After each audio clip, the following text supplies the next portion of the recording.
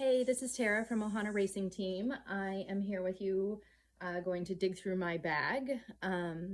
We're planning a backpacking trip up Mauna Loa for this weekend, and I thought it might be handy for somebody else to see what sort of gear we're taking up the mountain with us. It's 7,600 foot elevation gain over 10 miles. There's two cabins, one at around 7,500 feet. And another one at the summit. We're actually went ahead and booked both cabins for Saturday night so that we could either summit and stay up there if we need to, or if we're feeling like it, we'll get back down the mountain and spend the second night at the Hawaii cabin as well, instead of staying up on the summit. But we'll just see how long. I read a different account of climbing it, and it took them all day to get from the Hawaii cabin to the summit cabin. So if that's the case, we won't hike back in the dark. We'll go ahead and just stay up at the top at the crater. So map, we will be using our phones and GPS if we need to.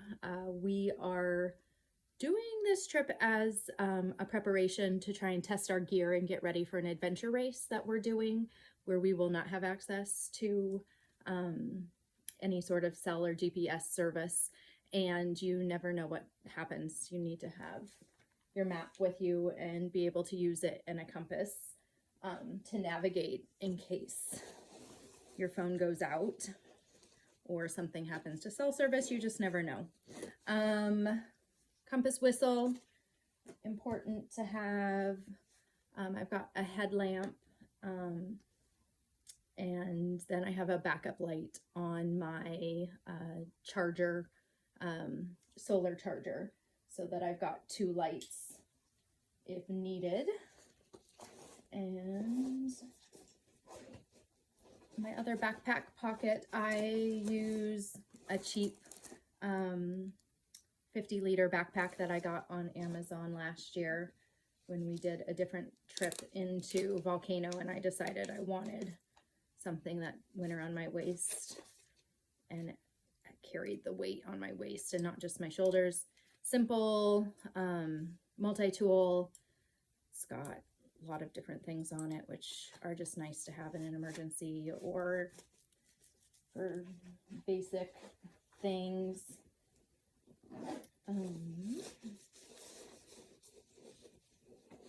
Got waterproof trousers and a waterproof jacket. You just never know when a storm comes in. Keep yourself dry and warm.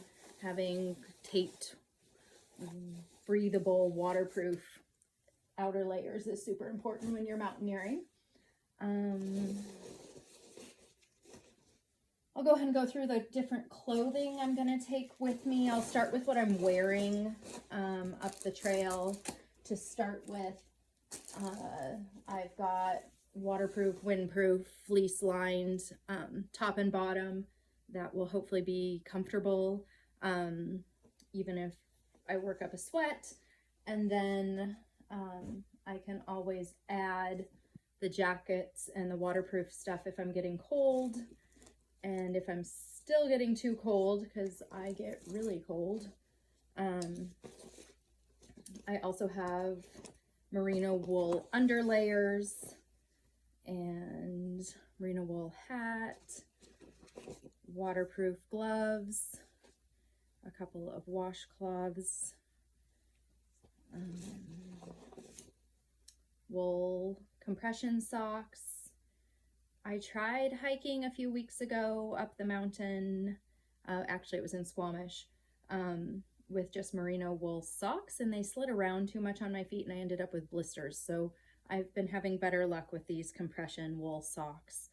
I've got a ski mask for warmth, and then I've got my merino wool bottoms and tops full length if it's too cold and I need to slide those on or have in an emergency. I'm also taking super lightweight winter gloves to just add to the I'll just strap them to the back, hang them, and my hands get really cold. I haven't been up at that elevation in a really long time, and it's December, so sub-zero temperatures. I've got heat packs I'm bringing as well, so that I can keep my hands comfortable.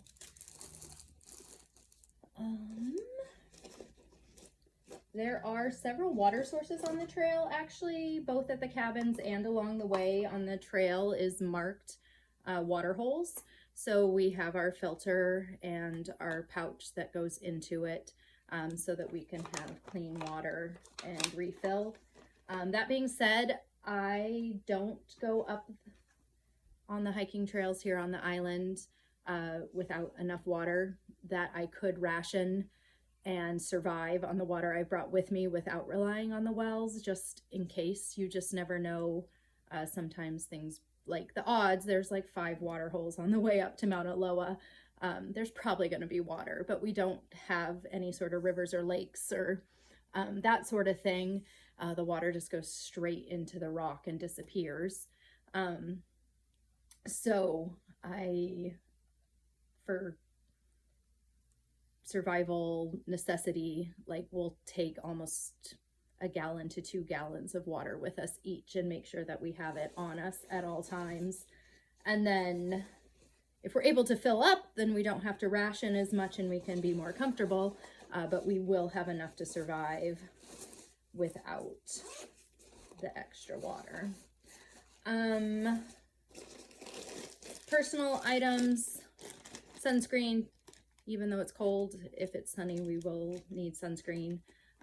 Toothbrush, toothpaste, soap. I've got a 0-degree sleeping bag that I keep in a waterproof bag. So it's compressioned in, and then I put a waterproof bag around it. Super important when you're backpacking to put your sleeping bag inside of something waterproof, whether it be a trash bag or something, because survival scenario, the most important thing is that you've got a dry sleeping bag that you're able to get into and keep yourself warm. That being said, when we went to Squamish, we did not take our tent with us because we were planning on staying in cabins. And then it started snowing on us, and I kind of had this whole thing in my head that I'm like, what if one of us got hurt? What if one of us broke an ankle? How would we shelter in place? Like, we didn't have the gear on us that we should have in order to be able to stay warm and dry and comfortable to survive the night if something had happened, an emergency. So after doing a little bit of research, I've got 2 items that I will pretty much take with me no matter when and where I go into the backcountry. One is an emergency sleeping bag, which is pretty much like a sealed emergency blanket, but it's in the shape of a sleeping bag so that you can keep your sleeping bag dry. So you would take the 0-degree bag and slide it inside of this. It is possible without the sleeping bag that you could stay alive and warm inside of just the sleeping bag. But yeah. Note I did when I was reading through things, you don't want, it's not breathable. You need to keep your face outside of the tinfoil sleeping bag. You don't want to tuck down inside of it like you would a regular sleeping bag. And then the second thing is a life tent. It's essentially a giant emergency blanket tied into a triangle, or really just like a big loop. And so it holds 2 people. It is open on both ends. There is rope inside of here to be able to put across rocks or trees if you are able to keep it open so that you can stay inside of it. And so you would essentially get dry inside of this and keep this up and around you as a second layer. Okay. Next, I am bringing just a little bit of extra clothing. I'll take 1 extra underlayer and a pair of zip-off pants. just in case I get gross or wet or want a change.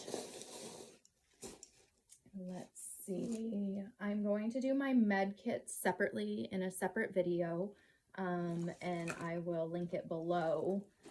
But I will keep going through all the items except for the meds and the first aid gear and the survival stuff. I'm gonna have essentially 2 bladders full of water, and then I've got all my protein bars and applesauce, bunches of food, more than I would need to eat. I'm not going to go hungry. And then for survival, if something happens, you want to have more than you need. I've got some cashews and mangoes and pumpkin seeds, electrolyte tablets, bringing really simple aluminum with little camp stove. I have antibacterial wipes to be able to wipe this stuff out when we're done. Waterproof matches, an aluminum cup, fuel. We're eating chili one night, ramen, and I will freeze some steak and bring it with us for the first night. Somebody kindly gave me these to try, so it'll be my first time trying steeped coffee single serve bags, which I'm excited about, to have coffee up on the trail. And then I may bring a second water bottle that I can pour hot water into. Actually, for sure, I'll probably bring this. And to have extra, my spoon, fork, and knife. It's got, I think I'm pretty much, except for my med stuff, I've got toilet paper, and I always bring some extra trash bags and Ziploc bags with me. Just handy. I do have my altimeter watch, although we will probably go ahead and use the GPS for navigation. We'll practice using and finding ourselves on the map. And you're allowed to have an altimeter watch at adventure races. It definitely helps with finding yourself on a map if you know what elevation you're at. It also has a barometer and a compass, a digital compass. And I thought it had temperature on it, but maybe not. I believe this manual compass has a thermometer gauge on it, which will be nice to have. Not that it matters, but it can be nice to know. The other thing that I take with me, we're not going to take any of our rope climbing or rope stuff, but I like to have pepper spray on me as a woman in the wilderness. You just never know what might happen, and it's nice to have. I think that is all the items that I'll have with me. Obviously the phone. I've got a solar charging and a charging cord for the phone just for emergencies. I have not had great luck with charging it solar wise, but it is a big power bank, and it will charge the phone without the cord if something happens to the cord. I believe that's it. If you're into wilderness mountaineering, adventure racing, backpacking, there's something that you think for the trip I described that you would take that I am not, I'd love to hear it in the comments. And other than that, check out my first aid kit. It's in the link below, and we'll see you later. Have a good one.